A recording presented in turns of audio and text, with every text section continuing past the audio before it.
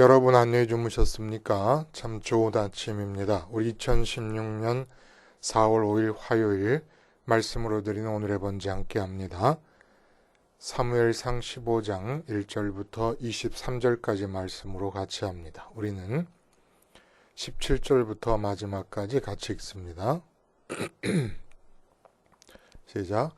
사무엘이 이르되 왕이 스스로 작게 여길 그때에 이스라엘 지파의 머리가 되지 아니하셨나이까. 여호와께서 왕에게 기름을 부어 이스라엘 왕을 삼으시고 또 여호와께서 왕을 길로 보내시며 이르시기를 가서 죄인 아말렉 사람을 진멸하되 다 없어지기까지 치라 하셨거늘 어찌하여 왕이 여호와의 목소리를 청종하지 아니하고 탈취하기에만 급하여 여호와께서 악하게 여기시는 일을 행하였나이까. 사울이 사무엘에게 이르되 나는 실로 여호와의 목소리를 청종하여 여호와께서 보내신 길로 가서 아말렉 왕 아각을 끌어왔고 아말렉 사람들을 진멸하였으나 다만 백성이 그 마땅히 멸할 것 중에서 가장 좋은 곳으로 길갈에서 당신의 하나님 여호와께 제사하려고 양과 소를 끌어왔나이다 하는지라. 사무엘이 이르되 여호와께서 번제와 다른 제사를 그의 목소리를 청종하는 것을 좋아하심같이 좋아하시겠나이까. 순종이 제사보다 낫고 듣는 것이 순양의 기름보다 나으니 이는 거역하는 것은 점치는 죄와 같고 완고한 것은 사신 우상에게 절하는 죄와 같음이라. 왕이 여호와의 말씀을 버렸으므로 여호와께서도 왕을 버려 왕이 되지 못하게 하셨나이다 하니. 오늘 이 본문을 중심으로 배고픈 사명자의 함정이라는 제목의 하나님 말씀 증거합니다. 그 청소년들의 진로 문제를 코칭하기 위해서 한 심리학자가, 우리나라에 있는 한 심리학자가 쓴 책이 있습니다. 그 책 제목이 뭘 해도 괜찮아 라는 책이에요. 청소년들에게 진로 문제에 어떤 힌트를 주기 위해서, 진로 탐색을 하는데 힌트를 주기 위해서 쓴 책인데, 이 책은 이런 질문으로 시작을 합니다. 걱정 없이 살 수 있을 만큼 돈을 벌려면 어떻게 해야 할까? 중산층 연봉이라는 6천만 원이면 될까? 그런데 돈을 어떻게 벌지? 사업을 하면 될까? 사업하려면 기본적으로 사업 자금이 있어야 하지 않을까? 사업 자금이 있으려면 부모님 재산이 있어야 하지 않을까? 우리 집에는 돈이 별로 없는데 돈이 없다면 사람들의 투자를 이끌어낼 수 있는 멋진 사업 아이디어가 있으면 되지 않을까? 그런 아이디어는 어떻게 만들지? 엄마가 바라는 것처럼 좋은 대학에 가면 정말 많은 돈을 벌 수 있을까? 뭘 해서 먹고 살지? 생각하면 한심하기만 하네. 왜 나는 지금 이렇게 살고 있는 걸까? 이렇게 질문해서 어떻게 답을 주냐? 당신이 좋아하는 것부터 관심을 기울여라. 그렇지 않으면 당신이 좋아하지 않는 것을 좋아하도록 강요받을 것이다. 그리고 또 혹은 부러워하는 것에서 시작하지 말고 진정 좋아하는 것부터 시작하라. 이렇게 좋아하는 것을 하다 보면 내가 내 인생의 궁극적인 사명이라 할 만한 것도 발견되지 않겠는가. 이런 시행착오를 겪다 보면 이런 의미로, 이런 의도로 책의 내용이 진행이 되고 끝을 맺습니다. 나이가 들면서 이런 이제 책들을 대할 때마다 반복적으로 느끼게 되는 건 뭐냐 하면 의도가 참으로 고귀하고 좋습니다. 청소년들의 진로 문제로 인한 고심으로부터 탈출시키고자 하는 것을 탈출시키고 또 돕겠다고 하는 의도가 너무 귀하잖아요. 그런데 이 책 속에 담긴 사고가 근원적이질 못하다는 거예요. 어차피 십자가 복음을 모르면, 십자가 복음을 생활화하지 않으면 우리의 사고는, 인생을 향한 사고는 근원적일 수가 없습니다. 근데 그렇게 복음을 모르더라도 예를 들어 자연과학 분야에서는 상식이 돼버린 기초적인 문제들이 인문과학 분야, 인문학 분야에서는 전혀 고려되지 않은 채로 생각들이 남발되고 있다는 느낌을 갖는 거예요. 뭐냐? 상식이 된 게 뭐예요? 상대성 이론입니다. 뉴턴의 기계적 세계관의 종지부를 찍은 게 아인슈타인의 상대성 이론이에요. 그리고 이제 뭐 양자론이라든지 불확정성의 이론이라든지 이런 것들이 상식이 돼버린 이런 시대에 살는데 상대성 이론이라는 게 뭡니까? 이전에는 관찰 대상, 관찰의 객체만 문제시 삼았던 거예요. 꽃을 관찰한다 그러면 꽃이 어떠냐? 시간이라는 것, 공간이라는 것, 이런 것이 어떤 것이냐에만 관심을 가졌다 그러면 상대성 이론이라는 것은 관찰자를 문제 삼는 겁니다.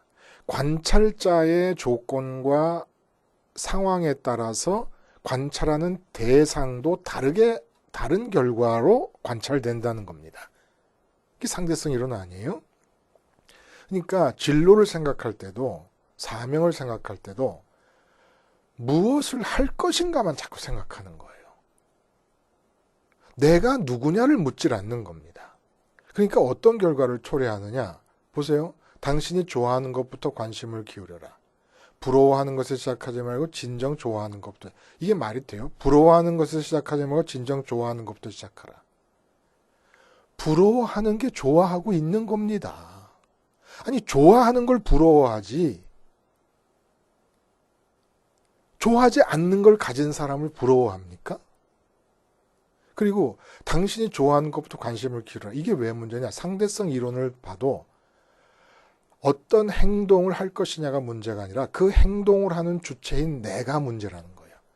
내가 장아찌처럼 죄에 찌든 죄인이면 죄인인 상태에서 그 찌든 죄악으로부터 찌든 죄악으로부터 나오는 좋아함이라는 것은 다 죄악된 거예요. 근데 그걸 계속 좋아하는 걸 하다 보면 내 인생의 사명을 찾게 됩니까? 단언컨대 내 청소년 어렸을 때 좋아하는 것만 하잖아요. 인생은 파괴돼 버리고 맙니다. 생산성 제로의 인생이 돼버리고 맙니다. 우리에게 여러분 사명이 왜 중요합니까? 사명. 명령이에요, 명령. 하고 싶은 것을 할 수 없음이 차선의 복입니다. 우리 마음이 하고 싶은 것은 죄악에 찌든 마음으로부터 나오는 소원이기 때문에 그것이 표출되면 표출될수록 행복은 사라져요. 그래서 왕치고 행복한 사람이 없는 거예요. 대단한 치적을 이루었다 하더라도 치적과는 별도로 그 사람의 마음이 행복했겠는가? 왕의 역사 속에서 행복할 수가 없어요. 정적들과의 싸움, 신하들과의 줄다리기, 또 이 왕비를 둘러싼 국내의 여자들끼리의 싸움, 행복할 수가 없습니다. 그리고 모든 걸 내가 결정해야 된다고 하는 것, 이것처럼 불행한 일이 없는 거예요. 이걸 주체적이다고 얘기를 하고 이것이 무슨 바람직한 인간상으로 생각하지만 내가 모든 걸 결정해야 됨에서 모든 인생의 불행이 다 나오고 있는 겁니다. 여러분, 사명. 한번 이 사명이 없는 삶의 문제가 뭔가를 한번 우리가 상식적으로 생각해 볼 수가 있어요. 뭡니까? 역행하는 거예요. 인생의 흐름에 역행하는 겁니다. 외적이고 환경적인 역경이 없다는 뜻이 아니에요. 사명의 삶에. 외적인 역경이 있어요. 그러나 사명으로 사는 삶에는 무엇이 장점이냐면 내적인 갈등이 없습니다. 진정한 자유가 주어지는 거예요. 사명으로 사는 사람에게는 내 감정으로부터의 자유가 주어집니다. 내 소원으로부터의 자유가 주어집니다. 내 감정에 충실하다 그러잖아요. 내 감정에 충실하니까 망하는 거예요. 내 소원에 충실하고 내가 좋아하고 하고 싶은 거에 충실하기 때문에 내 인생이 제자리 걸음을 걷고 있거나 나락으로 치닫고 있는 겁니다. 나로부터의 자유가 자유의 궁극적인 내용이 돼야 됩니다. 근데 명령을 통해서만 나는 나로부터 자유로울 수가 있는 거예요. 세상에서 가장 무서운 존재, 가장 내 인생을 파괴하는 존재가 바로 나 자신입니다. 나 자신의 욕망이고 나 자신이 좋아하는 것이고 그 좋아함의 변덕이 나를 죽음으로 이끌고 가는 겁니다. 근데 사명, 명령에 사는 삶은 나 자신으로부터 떠나 길을 가는 거예요. 나 자신으로부터 자유, 나로부터의 자유가 있기 때문에 사명의 삶이 행복하고 즐거운 겁니다. 보세요. 사명이 없으면 어떻게 사는 것이냐면 생명이 뭐예요? 삶을 명령받는 거예요. 그러니까 출생도 명령이고 죽음도 명령입니다. 우리 생김새도 명령이에요. 태어난 나라도 명령이에요. 거역할 수가 없습니다. 우리가 그 밑에 태어난 부모님도 명령입니다. 근데 보세요, 여러분. 명령받아 태어나고 명령받아 죽기까지 명령받은 외모로 명령받은 부모 밑에 자라서 명령받은 나라에 살고 있는데 왜 그 중간을 명령받아 태어나고 명령받아 죽을 때까지의 그 중간 과정을 나 자신이 주인 되어서 내가 나에게 명령하며 살려고 합니까? 그러니까 인생이 꼬이는 거. 인생이 이렇게 힘이 드는 이유가 다 거기 있다는 거예요. 내가 고민하고 내가 결정하려 하고 내가 개선하려 하고 내가 명령자가 되는 겁니다. 이렇게 나가야 돼. 이 길로 가야 돼. 꿈과 비전을 가져라. 누가 그 꿈과 비전을 가지라 그랬습니까? 왜 평강의 삶이 주어지지 않고 환경적 변화와 난관에 흔들리지 않는 그런 절대적 평강의 삶이 주어지지 않는 겁니까? 명령을 저버리기 때문이에요. 명령.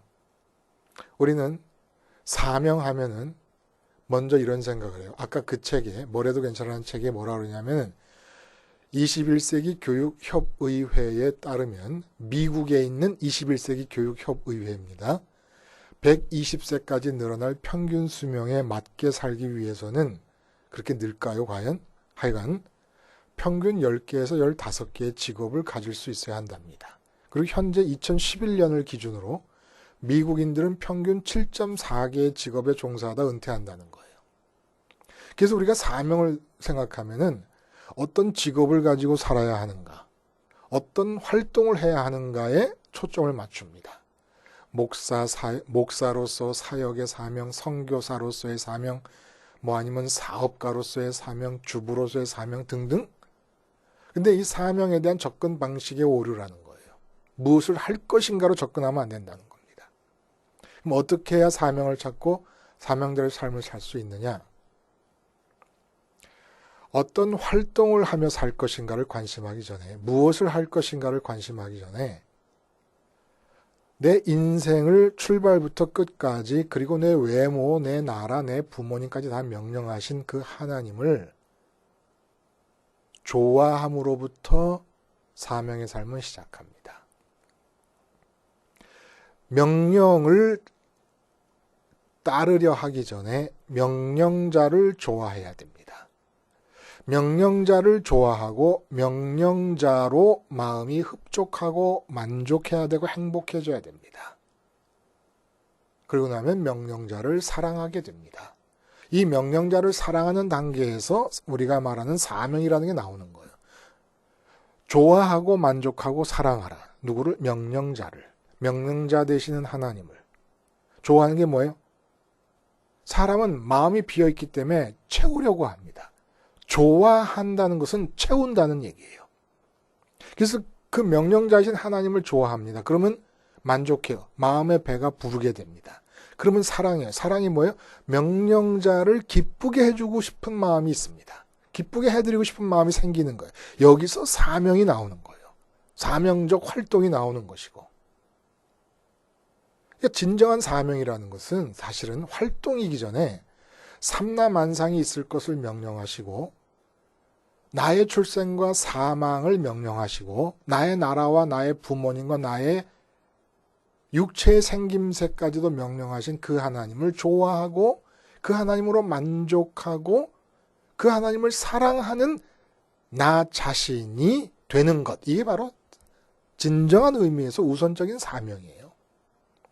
이렇게 해서 명령자를 기뻐하기 전에는 그 명령자의 명령을 따르는 것이 불가능합니다. 왜 그러냐? 명령자로 만족하지 않고 명령을 듣잖아요. 그러면 명령을 하는 분께서 혹시 권세를 주시고 능력을 주셔서 명령이 잘 수행됩니다. 그럼 명령 수행의 결과가 내 마음이 명령자로 만족하지 않으면 반드시 만족을 위해서 흡입력을 발휘하게 됩니다. 이때 명령의 모든 결과가 나의 만족을 위한 것으로 변질되어 버리는 거예요. 일단 이렇게 마음이 명령자로 만족하지 못한 상태에서 명령 수행이 일어나게 되면 사명이라는 게 존재할 수가 없고 사명이 깨져버리기 때문에 처음부터 끝까지 명령에서 시작해서 명령으로 끝나는 내 삶의 흐름에 역행하면서 이제부터 삶은 고난의 연속이 됩니다. 그러면 반대로 명령자로 만족하게 되면 도대체 뭐가 사명이냐? 그냥 하루하루 내게 주어진 하루가 명령이기 때문에 그 하루 동안 해야 되는 모든 일이 다 명령입니다. 그 다 사명이에요. 내가 은행 가서 일을 봐야 된다. 그러면 그게 사명이에요. 밥을 지어야 된다. 밥 짓는 게 사명이에요. 루스로 말하면 이삭을 주우러 갔다. 이삭 줍는 게 사명이에요. 아무것도 주지 아니하시는 하나님으로 만족한 룻이 이삭을 줬을 때 그 이삭 줍는 게 사명인 겁니다. 명령자로 만족한 자에게는 하루하루 크고 작고 사소한 모든 일이 다 사명이 되는 겁니다. 오늘 본문의 얘기가 뭡니까? 사울이 하나님과 하나님의 사람 사무엘과 완전한 결별을 더 이상 유보도 없고 더 이상 지체함도 없이 완전한 결별, 완전한 절교가 이루어지고 있는 사건이 나타납니다. 다 아시는 건 유명한 사건이에요. 아말렉을 진멸하라는 명령을 받고 길을 떠났다고 표현해요. 본문에서 사명자로 떠난 거예요. 그래서 아말렉의 승리를 했습니다. 근데 그 승리한 결과로 얻은 전리품 중에서 너무너무 값진 것들이 있는 거예요. 양과 소와 아주 기름지고 좋은 것들, 그리고 재물들. 이것을 다 취합니다. 하나님은 분명히 모든 걸 진멸시키라고 명령을 하셨는데 채우는 거예요. 이건 배고픈 장발장이 진열장에 놓여진 빵을 보면서 눈이 번쩍 뜨는 것과 마찬가지예요. 사울의 문제는 사명자로서의 미흡한 점이 무엇입니까? 명령자이신 하나님으로 배부를 줄 몰랐어요. 명령자이신 하나님이 현실이 되셔서 마음을 채우지를 않고 있는 상태에서 하나님께서 명령을 내리시고 수행해서 전쟁에 이기게 됩니다. 그리고 전리품들을 취하게 됩니다. 이게 바로 배고픈 사명자의 함정이라는 겁니다. 왜 예수를 믿고 믿어도 10년, 20년, 30년이 지나도 내 삶에 절대 평강이 임하지 않을까? 사명의 삶이 사라지지 않고 있기 때문입니다. 그럼 왜 사명의 삶이 사라지지 않고 있을까? 내가 여전히 배고프고 있기 때문이에요. 하나님으로 배부름이 경험되지 않고 있기 때문입니다. 배고픈 마음으로는 하나님의 명령이 들리지도 않고 들려서 수행했다고 해도 그 결과를 다 내 것으로 착복하기 때문에 사명의 삶이 진행될 수가 없어요. 사울이 오늘 뭐라고 핑계를 대느냐 하면 하나님께 제사를 드리기 위해서 좋은 것을 좀 취해야 되지 않겠는가 하고 백성이 제안을 했기 때문에 그 제안을 따라간 것이다. 이렇게 얘기를 합니다. 당연히 변명이죠. 그러나 변명이지만 제사가 나온 김에 제사 얘기를 하자면 하나님께 드리는 제사는 우선 번제와 화목제가 가장 대표적인 거예요. 근데 진정으로 하나님께 드리는 제사를 중시했다 그러면 이런 일이 없죠. 그러니까 번제와 화목제라는 제사를 떠올리는 언급하는 시점이 틀렸다는 겁니다. 전쟁에 나가기 전에 번제를 드렸어야 되고 화목제를 드렸어야 되는 거예요. 우리 앞에서도 계속 봤잖아요. 계속 전쟁이 지다가 번제와 화목제를 드림으로써 전쟁을 승리하게 되는 그런 경우를 봤어요. 번제가 뭡니까? 내 마음에 비어있는 상태를 하나님 말고 다른 것으로 채우고 싶은 마음이 생기는 나를 죽이는 게 번제예요. 그렇게 죽이고 화목제가 뭡니까? 오직 하나님만으로, 명령자이신 하나님만으로 만족하자라고 하는 것이 화목제의 정신이에요. 그러므로 진짜 제사를 중시해서 번제의 정신과 화목제의 정신으로 무장하고 나갔더라면 사명자의 삶을 살 수 있었을 것입니다. 근데 사울은 결국은 함정에 빠지고 덫에 빠져버리고 말아요. 배고픈 사명자. 그러니까 우리 선민은 모두가 다 사명자예요, 사실은. 근데 배고픈 사명자들의 문제가 뭐냐? 심지어는 목사님들, 교황까지도 마찬가지예요. 내 마음의 배가 하늘에 계신 명령자이신 하나님으로 배부르지 않으면 목회에서 나오는 모든 결과물들을 내 것으로 착복하기 시작합니다. 그거는 피할 길이 없어요. 어느 목사님이 악하기 때문이 아니라 인간 모두에게 주어진 운명이에요. 내 배가 하나님으로 부르지 않는 한 사명이라 생각해서 수행한 모든 결과들을 내 배를 채우기 위한 것으로 변질시켜버립니다. 그러니까 스스로 함정에 빠져버리는 거예요. 그러니까 하나님으로 배부르고 명령자로 배부르지 않은 목사님이 목회를 크게 하게 됐다. 이제 그 큰 목회가 그분을 함정에 빠뜨리게 될 것입니다. 그 함정에 빠진 결과가 뭐냐면 하나님의 사람 사무엘과 그 사무엘의 주인이신 하나님과 영원한 결별이 일어나는 겁니다. 하나님의 명령을 수행했고 성공적으로 승리를 거뒀는데 그 승리를 빈 배를 채우느라고 내 것으로 삼으면서 하나님과 결별하게 되는 거예요. 무섭지 않습니까? 어떻게 함정에 빠지지 않는 사명자가 됩니까? 제가 종종 그런 경험을 해요. 어떻게 하다가 아침을 놓쳐서 특별히 일찍이 점심을 먹으러 갑니다. 또 어떻게 하다가 점심때를 놓쳐서 아주 늦게 점심을 먹으러 식당을 가게 됩니다. 혹시 밖에 나갔다가. 그러면 그 점심 서빙해야 될 종업원들이 옹기종기 모여 앉아서 식사하는 모습을 보게 돼요.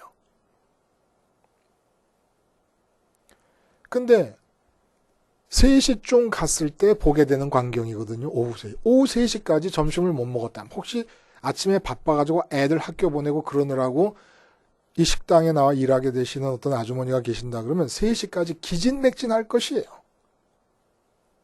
근데 제가 11시쯤 가는데 밥을 먹고 있다 치우는 중입니다.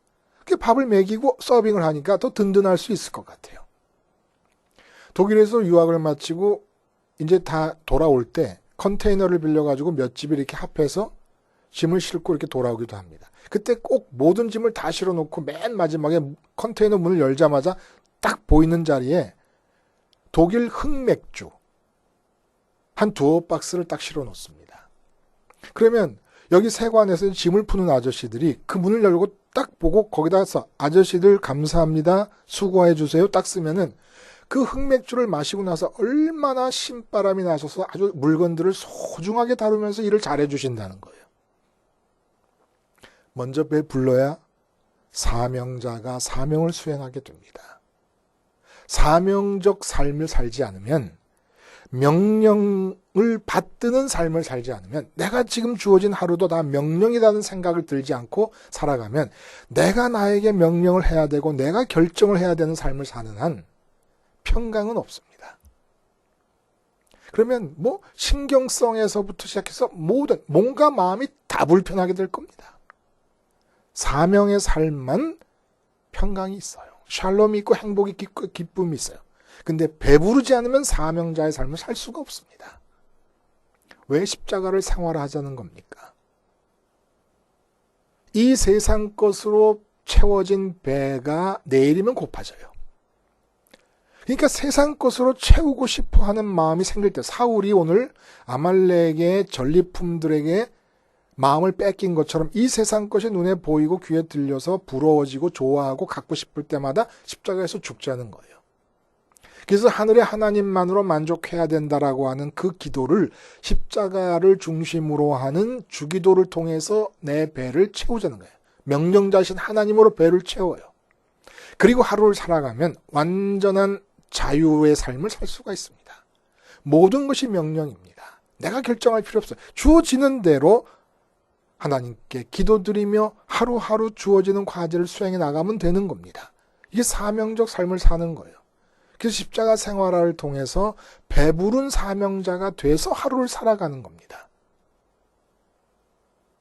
그런 하루들이 모여서 일주일이 되고 한 달이 되고 1년이 될 때 내 생애 전체가 사명의 생애가 되는 겁니다.